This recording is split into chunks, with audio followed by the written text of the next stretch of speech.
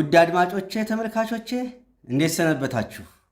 የዛሬው የትምህርታችን ርዕስ የሚያተኩረው የቪታሚን ዲ መጠንን በተመለከተ ደንበኞቼ የነገሩኝ ዛሬ የምንመማረው 4 ነገሮችን በተመለከተ ይሆናል። በሰውነታችን ውስጥ ያለውን የቪታሚን ዲ መጠንን ልንገራችሁ።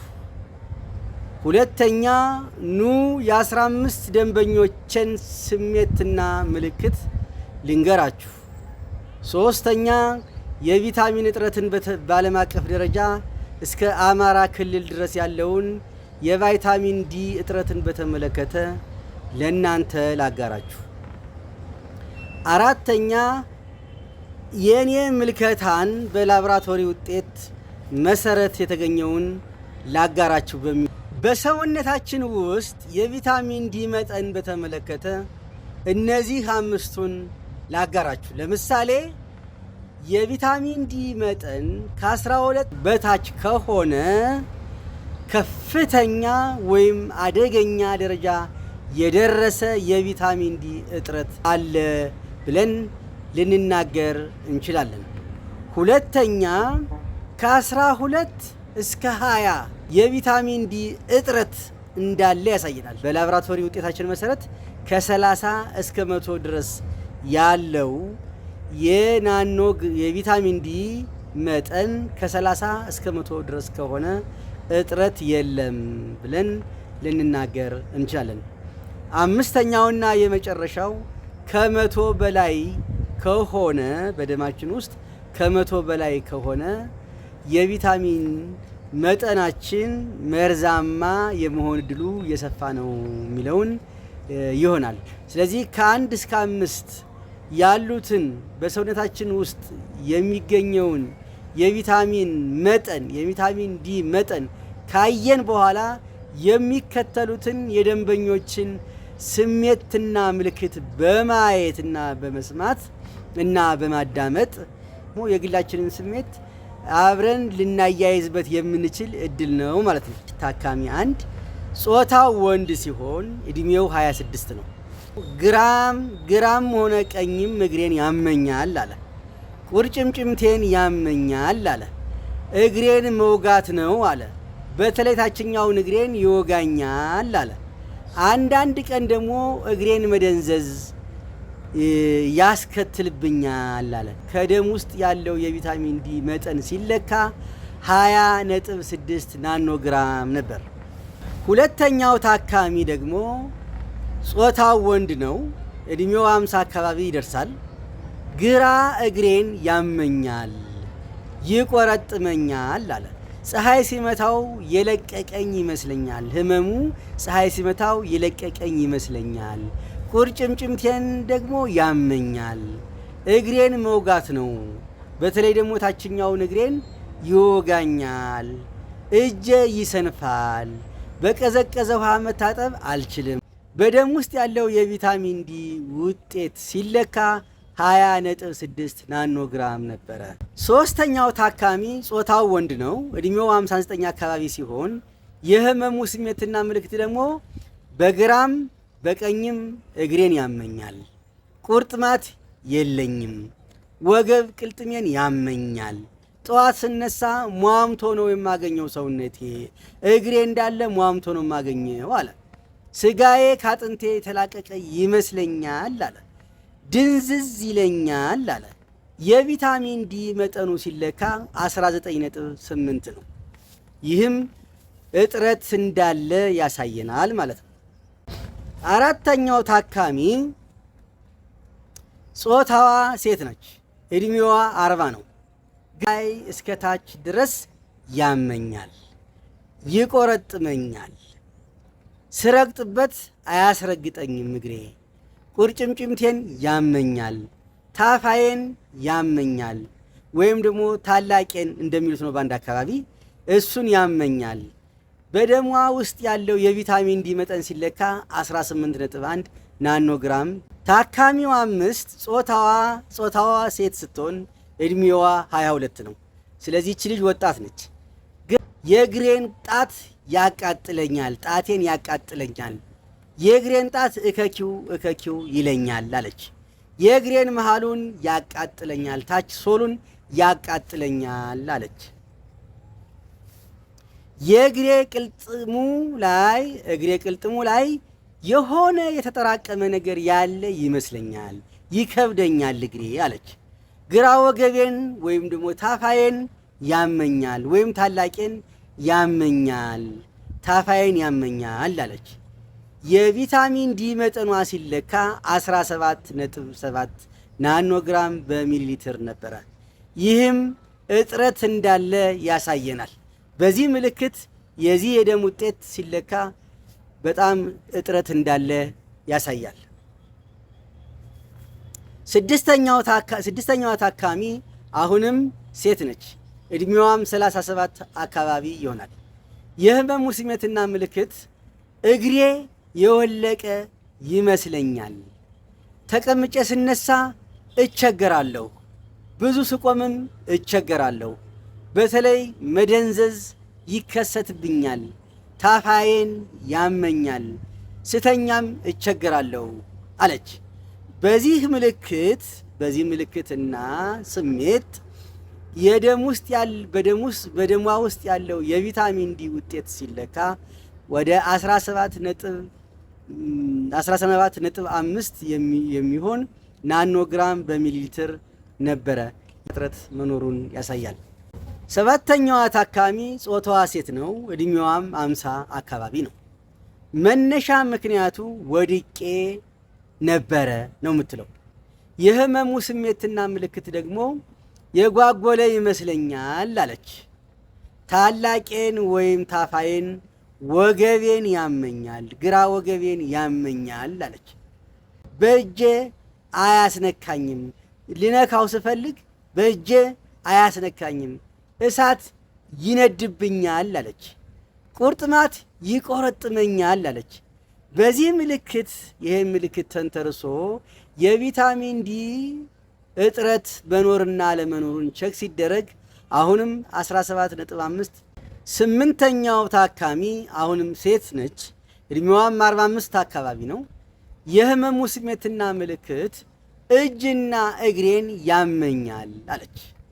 መለብለብ፣ እጅና እግሬን ያመኛል፣ ይለበልበኛል። ከዚህ ምልክት ተነስተን በሰውነቷ ውስጥ ያለውን የቪታሚን ዲ መጠን ሲትለካ 16.9 ናኖግራም በሚሊ ሊትር ነበረ ማለት ነው። ታካሚ 9 ጾታዋ ሴት ነው። እድሜዋም 55 አካባቢ ነው። የህመሙ ስሜትና ምልክት ወገቤን መከችከች ነው አለች። ሁለቱ ጭኖቼን ነው በጣም የሚያመኝ፣ ጭኖቼን ብቻ ነው የሚያመኝ፣ ድንዝዝም ይለኛል፣ መባቀያዬን ከኋላ አካባቢ ታፋዬን ማለቷ ነው ያመኛል። ከዚህ ምልክት ተነስተን ሰውነቷ ውስጥ ያለውን የቪታሚን ዲ መጠን ስንለካው 16.1 ናኖግራም በሚሊ ሊትር ነበረ። 10ኛዋ ታካሚ ጾታዋ ሴት ሲሆን እድሜዋ 30 ነው። የህመሙ ስሜትና ምልክት የሚያመኝ ግራ እግሬን ነው፣ ግን ትንሽ ቀኝንም ያመኛል፣ በጣም ወገቤንም በጣም ያመኛል። እሪህ ነው ተብዬ ለውጥ የለውም። የቪታሚን ዲ መጠን ተለክቼ ነበረ። መድኃኒትም እየወሰድኩ ሲሆን ዛሬ የመጣሁት ስንት አሻሽያለሁ የሚለውን ለማወቅ ነው። በፊት 14.5 ነበረ። ዛሬ ሳሲል ንለካው አሁንም ይሄ ስሜት እንዳለ ወደ 30.3 ናኖግራም በሚሊ ሊትር ሲሆን ይሄ ስሜት ይህንን ያመጣል ማለት ነው። አድማጮቼ፣ ተመልካቾቼ እናንተ ከየትኛው ስሜት ላይ ናችሁ እና ምን ለማድረግ ወስናቸዋል የሚለውን ወደ መጨረሻ የምንነጋገረው ይሆናል። ታካሚ 11 ጾታዋ ሴት ነው። እድሜ የለም። የህመሙ ስሜትና ምልክት መነሻው ወድቄ ተሰብሬ ነበረ። ጭኔን ያቃጥለኛል፣ ቀኝ እግሬ ከላይ እስከታች ያመኛል፣ ፍርፍርቴ ያብጣል፣ ጉልበቴ ይወጣል ይገባል፣ ቋቋ ይላል አለች።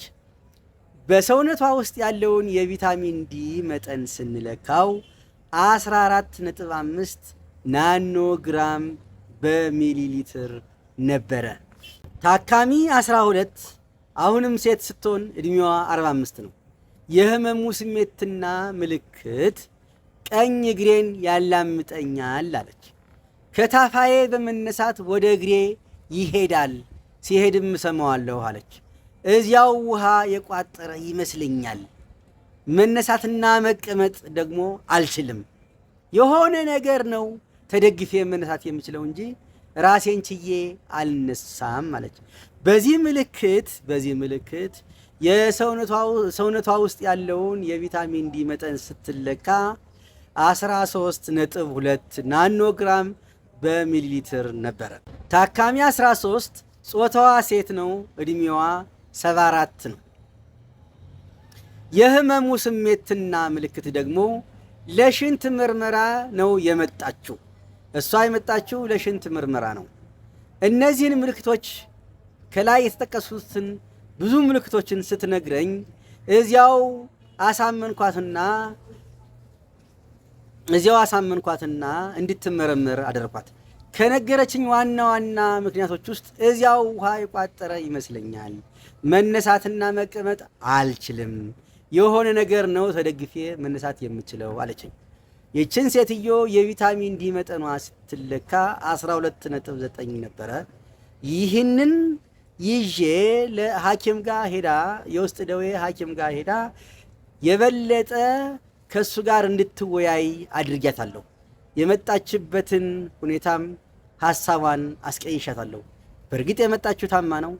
ነገር ግን ዋና ኮምፕሌኗ የነበረው ይህ ነበረ። ታካሚ 14 ጾታዋ ሴት ሲሆን እድሜዋ 34 ነው።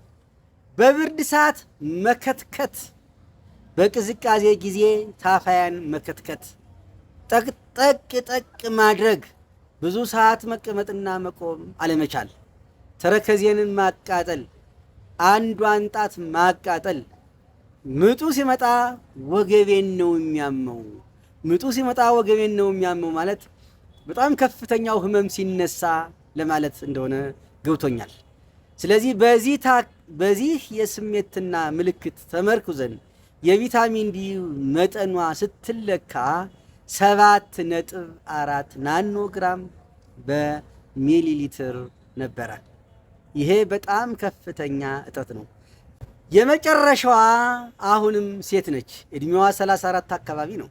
በብርድ ሰዓት መከትከት አለች። እንደ ቅድሙ በቅዝቃዜ ጊዜ ታፋዬን መከትከት ነው ያመኛል። ጠቅ ማድረግ ሁለቱ ጭኖችን ያመኛል አለች። በግብረ ስጋ ግንኙነት ሳደርግ ደግሞ ጭኔ ይጓጉላል አለች።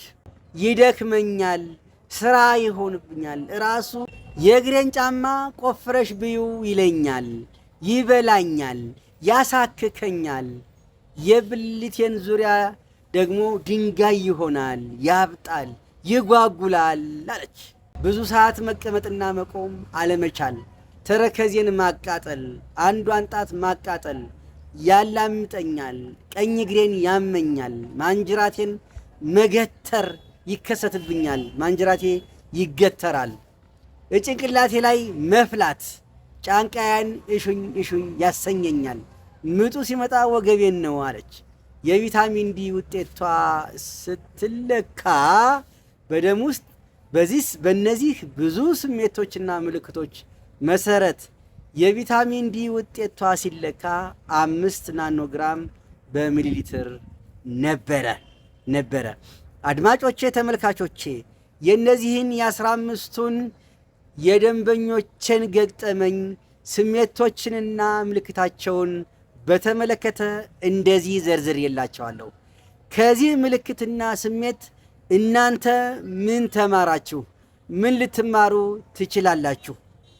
እንደገና በደማችን ውስጥ ያለው የቪታሚን ዲ መጠን በጣም ከፍተኛ እጥረት ሲኖር በቂ ሳይሆን ሲቀር ኖርማል ሲሆንና መርዛማ ሲሆን መጀመሪያው አካባቢ ላይ የገለጽኩላችሁን ተመርኩዛችሁ እነዚህን ስሜቶችን ካወቃችሁና ካያችሁ ብዙዎቹ ስሜቶችና ምልክቶች እዚህ ላይ ስለሚካተቱ የናንተ የቪታሚን ዲ መጠን ከየትኛው ነው የሚለውን ተመርምሮ ማረጋገጥ ይቻላል።